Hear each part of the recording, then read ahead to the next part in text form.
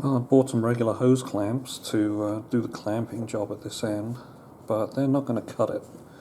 If you look down the end of one here, you can see it is fairly well clamped around this side, but across the top, no, not working. It's only clamped at one spot, so it doesn't work. Half of that tube is remaining unevenly clamped. Just one point is still wrapped around, so these aren't going to do it. Okay, so right now I've got it on the one end over here, and I'm going to put a bend in this tube. I'm just going to fit a bit further back. I want to make sure it doesn't touch or get too close to the exhaust pipes. I'm going to have to give it some decent amount of clearance, but it kind of looks like I need to cut this one right about there, so I'm going to mark that right there. Well, that kind of looks like a reasonable fit. I'm going to have to take it off to tighten it up. I've got to lower that clamp a bit too. Don't want it rubbing on the other one. So I'm going to try these things. These are Gates Power Grip.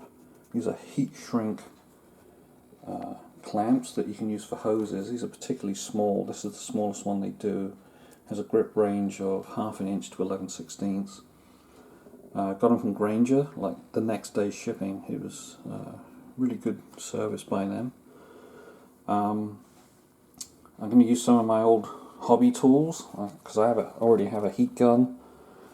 This thing here is much hotter than the hairdryer, and a heat iron. These all come from the days when I used to do model aeroplanes, and maybe I can use some of those to actually put these on. Alright, from doing the first two, I've noticed that this does actually shrink down below the 1/2 inch line. So I'm going to take the copper sleeve off of this one and just shrink it right down directly onto it. It's a little under 1/2 inch, but I think it will work, because when that is in there, yeah, I'm getting just a tad under 1/2 inch of the vernier. So I think I'm going to shrink this down on here, and I think I might get a better grip.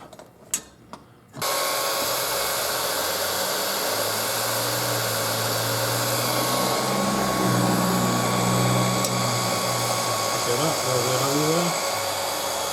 Make sure the other side gets nice and hot.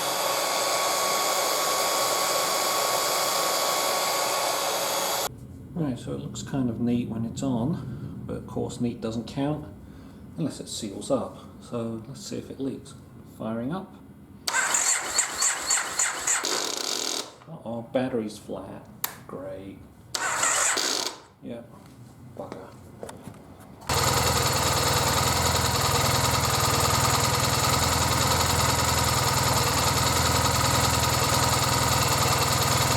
So no signs of leakage yet. It's only been running a minute. I really need it to heat up. Okay, so these hose clamps were the first attempt to clamp down on this tubing. Didn't work out so well. The hose clamp does not give you a round clamp. This top piece just bulges out, so only the bottom half of the clamp really does clamp. I tried putting a bit of copper tubing in there with a split. That seemed to grab it a bit better, but it's still not really perfect. So I gave that one a miss. I could still twist the hose on the fitting, so it wasn't really grabbing that hard. And I wasn't too positive that it was grabbing it all the way around. So the next attempt, which is currently on the bike, was using the shrink fit, but that's not really grabbing the hose either. So I'm now moving on to these. These are dual-eared clamps. These have a wider range than the single-eared clamps. Come with a plier tool, and this size seems to fit. It's a bit loose right now, but I think it's going to clamp up. The next size smaller doesn't fit. Let's see if I can zoom in on the Yeah, so this is an 11-13mm. That's the clamping range. There is a 9 to 11, but that one's not going to go over this braided end easily at all. So here's an example of the shrink to fit clamps. The problem is that the hose actually still turns. I can't pull it off very easily. Oh, it is moving, it is coming off. But there's also evidence of a bit of a oil residue here, so it's not sealing, and I've got to get something that actually clamps these hoses down tighter. So here's the clamp I'm going to try and use, this 28 below one, and I've pulled the liner out from the braided bit here to give you an idea of what we're up against. And it's got to clamp that bit down solid. And this braided tube is, you try and pinch on that, it really doesn't give way. I mean, there's nothing left in there because I've pulled the liner out, but boy, it's really kink proof. So quite solid. So this clamp has got to provide enough force to clamp down on that inner liner, and I hope this one can do it. Because obviously with this helical shape it means there's a helical leak path out of there, and I've got to close it off for 360 degrees. So hopefully it can do it. Okay, I'm doing a dry fit up right now. Just put these back on loosely, no gaskets even. The point of this is to get the hoses on, if I can. There we go. There's one. I'll put one on the other side just to help balance all the forces out. Okay, so this is roughly how it's going to fit, and what I'm going to do now is mark them so that I know these are the top ones I'm going to do as a final clamp while it's in this position on the engine, but the ones down here I'm going to have to do the clamping before they go in, because obviously there's no way I can clamp those suckers in there. So I'm marking the position, and I'm going to mark the position in here sort of badly. So I had to take it back, put it on the bike and remark the position. I wouldn't be so worried about it, but I've already got a bend that's already forming. If this was an original straight piece of hose, I wouldn't worry. I could just clamp it on here in any position, having the length correct, and then it would fit without any worry. But as I've already got a bend going, I need to be a bit more accurate with where that is. And let's see, I've got to get this a little closer, about there. Okay, so I did a couple of small crimps on it. It's held in position. The clamp looks like it's slid a little, but it's still over the end of that thing. So I'm going to finish the crimp on it.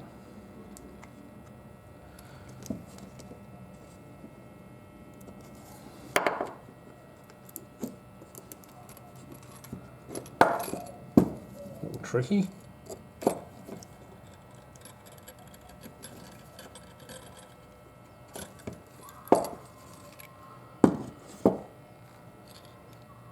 And it's got a pretty good, I can still turn it just. That's pretty tight though. That's quite a tight fit. That's much better than any of the other fits I've tried up till now. So it's almost as good as the ferrule. I'm giving it a pull test, see if I can pull it off, and it's not coming off. It's turning very, very slightly under quite a lot of force. So good. Okay, I think I've discovered a little dodge to make these things a bit easier to get over the hose, and that is to give them an initial little squeeze like this. Oh, see how it made it a bit bigger? Not to worry, because the crimp will clamp it up. Then it goes on the hose a lot easier. Yeah, when I say a lot easier, I mean much better than... There we go. Am I still bleeding? No. A little bit of blood from getting spiked by these things, so it's worth doing these little tricks. Okay, so for my second attempt, got it quite a bit tighter. It still turns just very, very slightly. I've got the ears lined up with the marks, so when it goes on, it should be okay. And it's not, I can't pull it off, so I'm calling that a good fit. Right, now I'm going to put the seals back on. All the copper washers are going back on. I'm not even going to anneal these. Just put them back on. Get it all lined up and then finish the hoses on the bike. Okay, and here is the, before I fully assembled it, but you can see why it's important to line up those ears so that they don't poke forward and hit the cooler, and the one over there doesn't hit, isn't aligned with that oil line, so that they just sit in free air, not rubbing on anything. Just got these on loose. Slide that sucker on.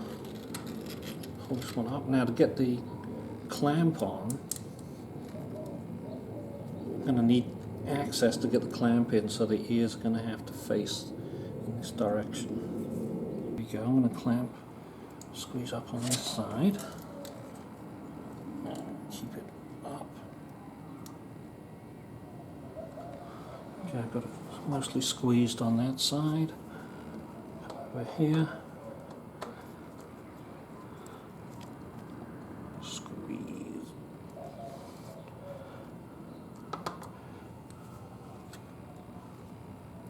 Okay, it's on in it. Turns a little bit.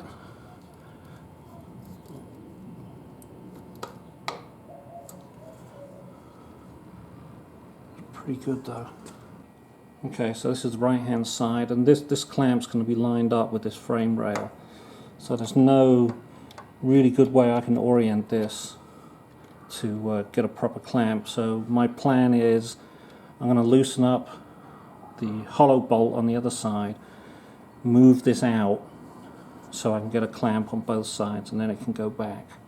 I'll test it for a couple of weeks, then I'll do the film on it. Lots of dead ends on this one.